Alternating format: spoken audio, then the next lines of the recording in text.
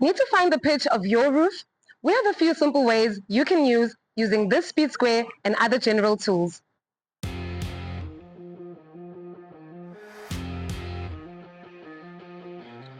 Though before we start, just a quick explanation on the measurements you might need to use on the speed square.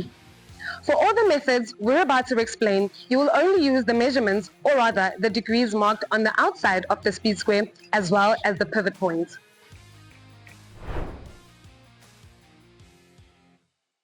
For our first method, you will need your chalk box as well as your speed square. We will take our measurements from the rafter, which you will either access from your sprocket overhang or from the inside of your loft.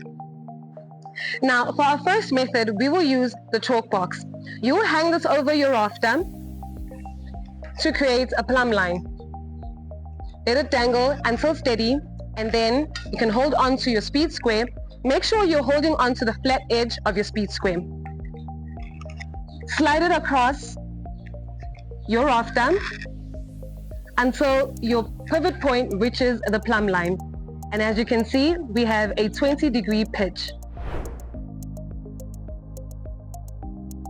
And for our second method, you're going to need a small torpedo level, a long spurt level, as well as a speed square. Now, as you can see, we have quite a few tools in hand. You might need a friend to help with this one. Now, we will place a long spurt level onto our roof to create a flat plane. Thereafter, we will then place our speed square on top of the spurt level, placing our small torpedo level onto the edge of the speed square.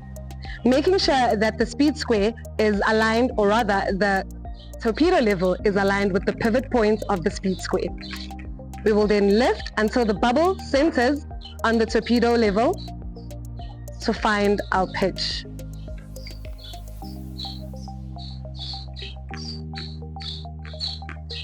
And as you can see, we've got a 20-degree pitch right there.